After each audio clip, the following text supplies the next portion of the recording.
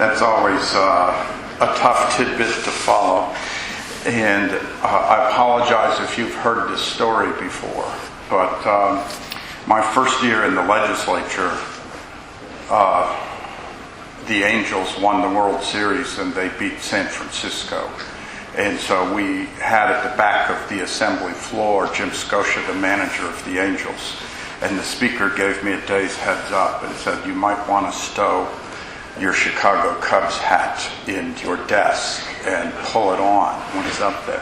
So that's exactly what I did. And at some point, he said that he was really sorry that they had to beat another California team to get there. Sure, there were split allegiances on the floor, but he sees this guy over here wearing a Chicago Cubs hat. How did he get elected to anything?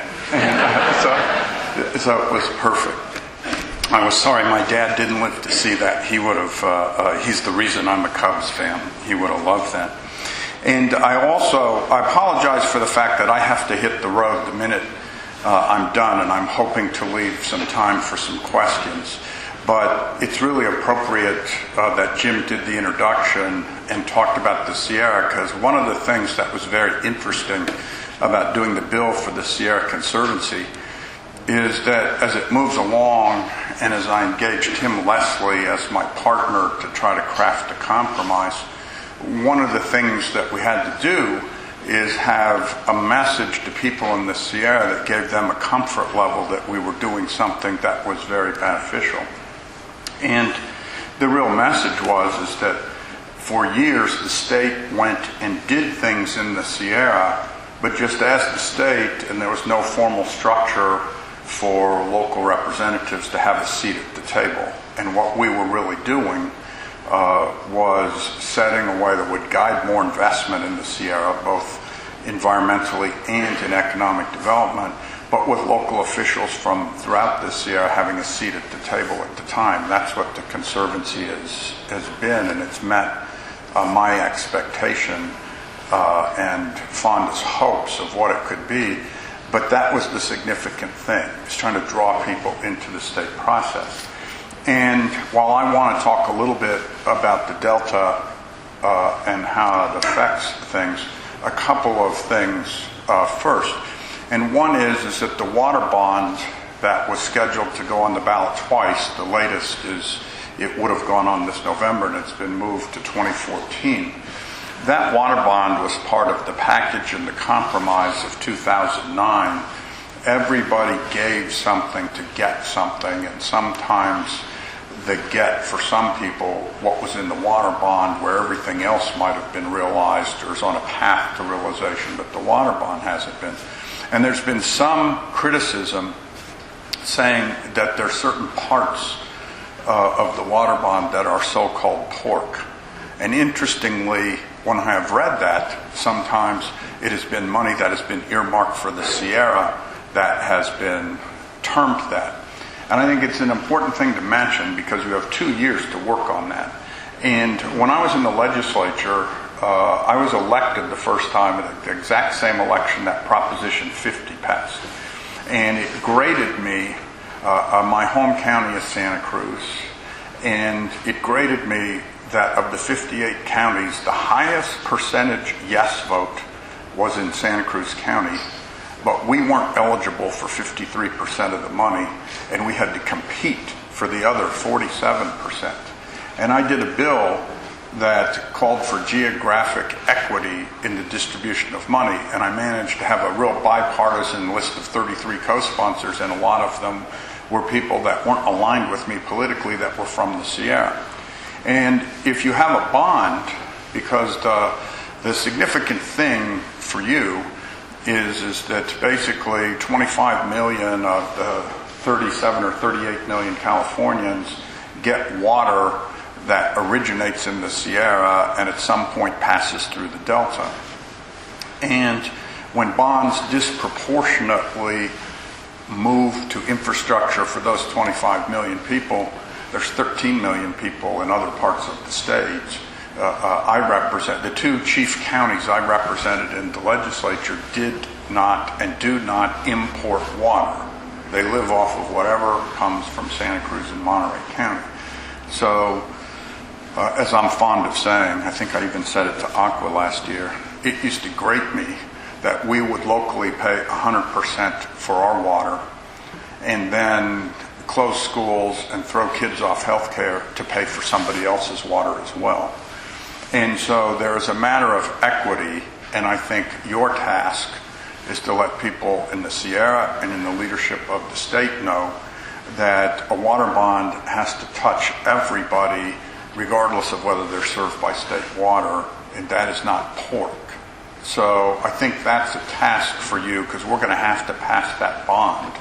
And I think that's something that you need to let people know over the next 2 years in a way that you soften that issue. Additionally, in talking about the Delta, one of the big concerns has always been that whatever we do with a project or dealing with the issues that are there will affect the upstream users in a significant way. And it is our goal to basically resolve the issues in the Delta and not push the problems upstream. And so there are some groups that write us about every 2 weeks to double check, but that hasn't changed.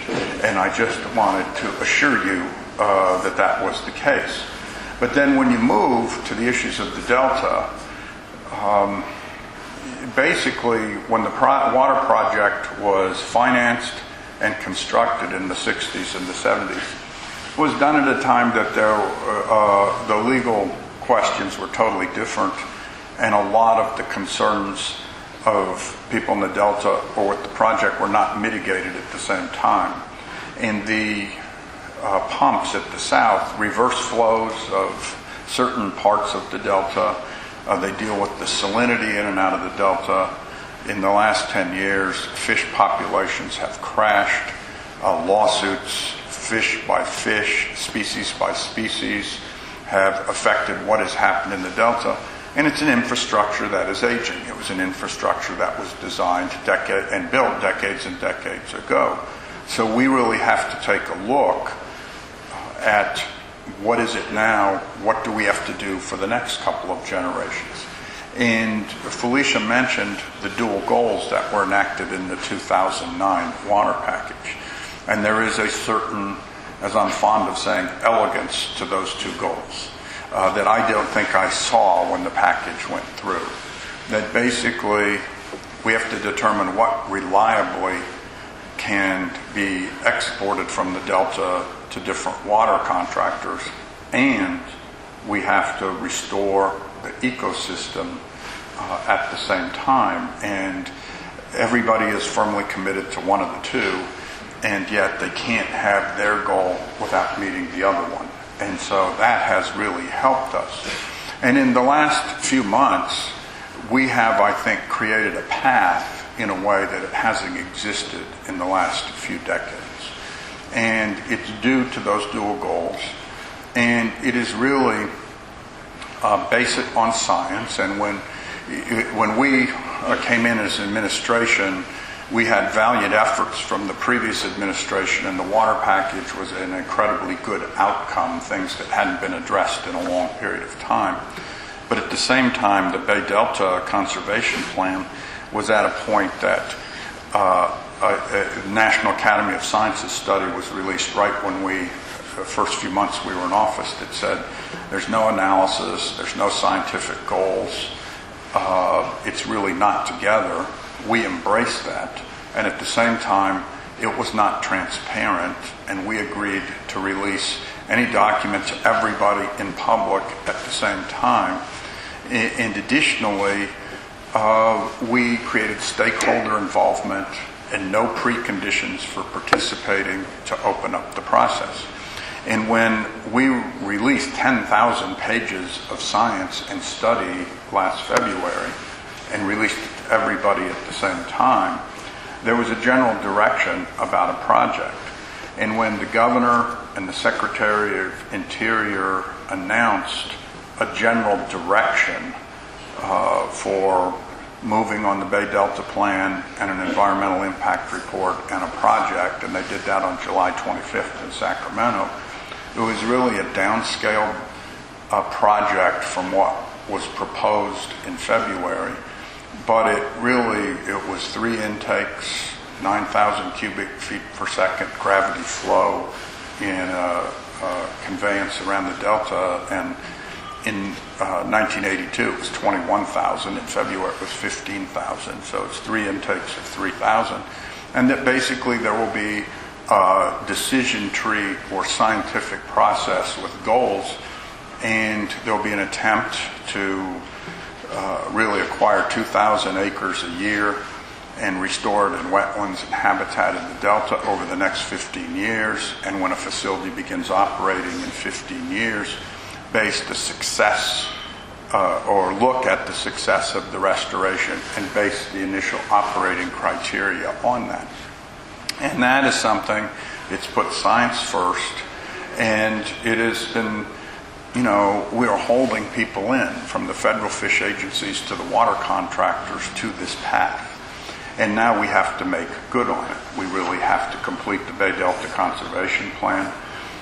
We have to go into an environmental review process and lay out the plan very specifically and take comments and respond to them before sometime next year. Hopefully there's a decision, final decision on a project. But for the first time in many years, we have a path, and we're trying to embrace the dual goals and look for that sweet spot between a lot of different stakeholder needs and move ahead. And the one thing is that the status quo is so bad, fish crashing and could continue to crash, the fact that we look at every species one-off rather than everything together, and the fact that courts are sort of governing what is happening in the Delta, that it is time to make an affirmative decision with as much support as possible to move us ahead for the next couple of generations. And that is what we are on the edge of doing.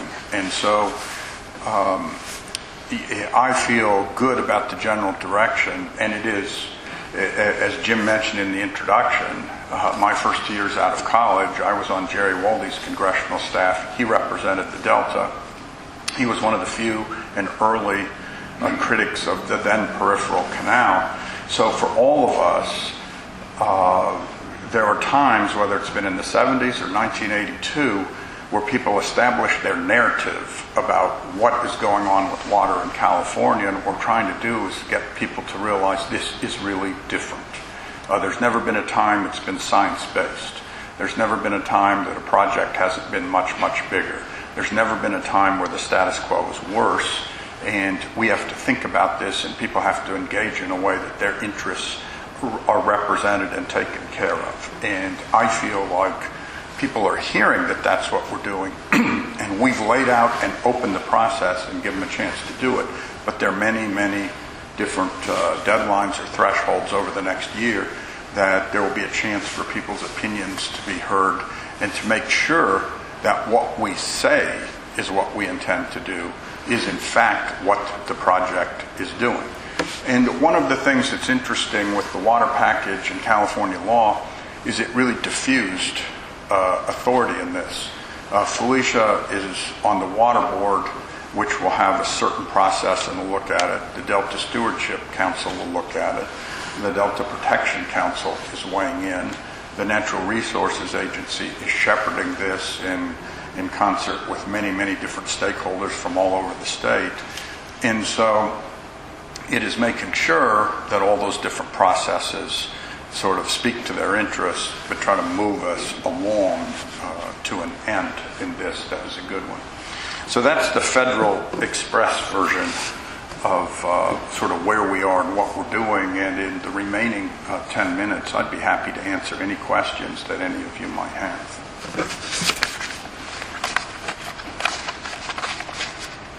Yes, sir. If you could speak up a little. I would just like to get your perspective on, I think that the legislative solution in 2009 would actually be a lot more elegant if they expanded to include the Sierra ecosystem.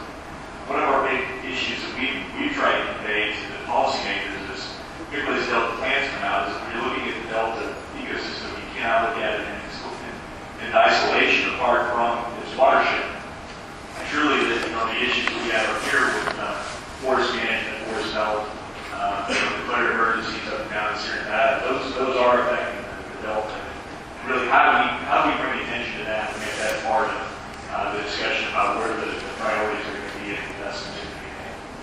That's a very good question, because to be really honest, a lot of people outside the Delta are schizophrenic on that issue. It is leave us alone, but it is help us and recognize we're part of the solution. And you have to figure out how to deal with both those poles. And I think a very important piece of this is exactly what you identified. If in fact 25 million Californians get their water and it originates in the Sierra, watershed management is going to be a very key part of the overall puzzle. It is the reason why, if there is any money that passes through the Conservancy or integrated watershed planning or anything to the Sierra, why it's integral. It's not pork, it's integral to the overall water system, a point that you have to make. And I think the challenge is to be able to articulate that, leverage the bond money toward it, and figure out how you're going to measure your results or measure your success, so that it is not just money that comes to what we recognize as a need and it needs to be done, but how are you going to measure or assess watershed management in a way that you can say, this is what we're doing and this is why it works. This is why the watershed management helps both us in the Sierra, in our region, and what our local needs are, and why it helps as an integrated part of water flowing out of the area into other systems. And so I would try to make those 3 points and push, and I think I and a lot of us in the leadership have a recognition of that, but we really need the help and the support for other people to hear that and hear that from you, because it's always much stronger. And I think when you talk not just about the fact that it's not pork, not just about the fact that it's integrated into a larger system and you need some help, but that you're willing to measure and sort of adjust for whatever's effective or working, that's a real powerful statement to other people in it. And so I would just encourage you to do that. Laird, thank you for being here, Dave. Running with Placer County Water Agency. Pardon my voice, I seem to be losing allergies. You should get some water. Yeah. The next water here comes from both the Yuba River and the Garden River, treated by PCWA, because we're so dependent on surface water. Even here, what looks like flat lands, there's no groundwater. Never has been. And you approve of this ad, right? I have no rights to get away to drink all the water you want. On the serious side, we were impressed that we would be PCWA, perhaps our colleagues from the other mountain counties, when on April 25th, the governor and Mr. Salazar provided their thinking of the Delta. They provided a key pivotal statement in there regarding protecting upstream water users, basically a water rights, and not imposing any obligation of upstream users of the Delta to supplement flows in and through the Delta. We thought those were really cherished good words. How did we see those move into statute? How did we see those become a paramount pillar with any of the Delta plans? This was the first, I believe, olive branch, at least, being offered